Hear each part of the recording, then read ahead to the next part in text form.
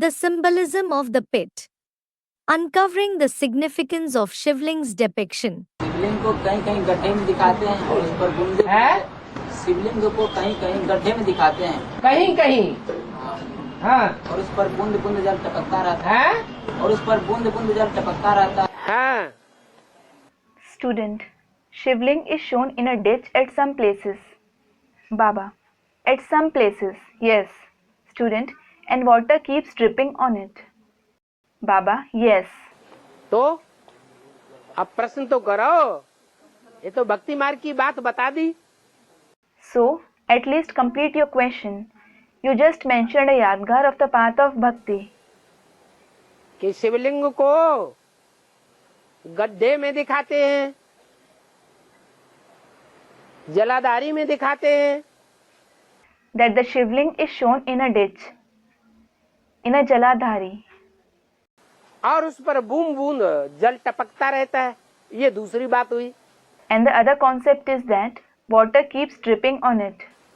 तो दोनों में से किस बात को क्या क्लियर करना है? So you want a clarification for which of the 2 points? है? हाँ, गड्ढे में क्यों दिखाते हैं? गड्ढे में इसलिए दिखाते हैं कि और जितने भी देवताएं हैं उनकी और इंद्रियां पूजी जाती हैं। Student, why is it shown in a ditch? Yes, why is it shown in a ditch? It is shown in a ditch because the other Indriya of all the other deities are worshipped. नयन कमल कहेंगे, कमल नेत्र कहेंगे, कमल मुख कहेंगे, कमल हस्त कहेंगे, कमल पाद कहेंगे। It will be said they have lotus-like eyes, lotus-like mouth, lotus-like hands, or lotus-like feet. कमल के साथ उनकी उपमा की जाती है। They are compared with the lotus. कमल फूलों का राजा माना जाता है। The lotus is considered to be the king of flowers. लेकिन However, एक शिव ही ऐसा है there is only one Shiv जिसकी और इंद्रियां नहीं पूजी जाती हैं इतनी जितना लिंग पूजा जाता है। whose other Indriya aren't worshipped as much as his ling is worshipped. ये लिंग जिसकी पूजा होती है The ling that is worshipped वो काम इंद्रिय कही जाती है। is called the Kamendriya. कौन सी इंद्रिय? Which Indriya? काम इंद्रिय। Kamendriya. जितने भी विकार हैं उन विकारों में बड़े से बड़ा विकार कौन सा है? काम विकार। Which is the biggest vice among all the vices? The vice of lust. और विकारों को जीतना फिर भी सहज होता है, लेकिन काम विकार को 100% जीतना मनुष्य के बस की बात नहीं है। It is still easy to gain victory over other vices, but to conquer the vice of lust 100% isn't in the power of human beings. हाँ, Yes, मनुष्यों को जब देवता बना दिया जाता है when human beings are made into deities, तो बनाने वाला ज्यादा powerful is the one who makes them that more powerful, या देवता बनने वाले ज्यादा powerful? or are those who become deities more powerful? तो जो देवता बनने वाले हैं So those who become deities, वो काम विकार को जीतने में नंबरवार पुरुषार्थ अनुसार होते हैं। they are number-wise in conquering the vice of lust according to their purusharth. और जो बनाने वाला है वो 100% जीतने वाला है। And the one who makes them that conquers it 100%. इसलिए उसकी कामेंद्रिय पूजी जाती है। This is why his Kamendriya is worshipped. वो साक्षात कामदेव का अवतार है।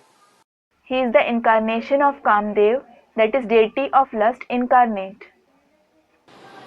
लिंग इसलिए कहा जाता है It is called a ling because कि लिंग को हाथ, पांव, नाक, आंख, कान नहीं होते। it doesn't have hands, legs, nose, eyes and ears. माने इंद्रियां नहीं दिखाई गई है। It means the indriya aren't shown. इंद्रियां जैसे कि है ही नहीं। It is as if he doesn't have indriya at all. उस स्वरूप को लिंग नाम दिया गया है। That form has been named the ling. उस लिंग रूप में, In that ling form, चैतन्य लिंग रूप, in the living ling form, जिसमें जैसे कि इंद्रियां है ही नहीं, it is as if he doesn't have indriya at all. निराकारी स्टेज है। He has an incorporeal stage. उस निराकारी स्टेज के द्वारा भगवान बाप प्रत्यक्ष होते हैं। God the Father is revealed through that incorporeal stage. इसलिए वो परम पवित्र है। This is why he is the purest. जो परम पवित्र है वो ही एवर प्योर है। The one who is the purest himself is ever pure. और जो एवर प्योर है And the one who is ever pure, उसकी सबसे जास्ती पूजा होगी, will he be worshipped the most? या जो नंबरवार प्योर है उसकी सबसे जास्ती पूजा होगी है? Or will those who are number-wise pure be worshipped the most? जो एवर प्योर है The one who is ever pure, उसकी दुनिया में सबसे जास्ती पूजा दिखाई गई है। he is shown to be worshipped the most in the world. लिंग मूर्तियां जितनी दुनिया में मिली है, The extent to which the ling idols have been found in the world, इतनी कोई भी मूर्तियां नहीं मिली हैं। no other idols have been found to that extent. और लिंग मूर्ति की पूजा दुनिया की सबसे पुरानी पूजा है। And the worship of the ling idols is the oldest form of worship in the world. पूजा का आधार क्या होता है? What is the basis of worship? पवित्रता। Purity. तो देवताओं ने इतनी पवित्रता धारण नहीं करके दिखाई है, So the deities didn't assimilate purity to that extent.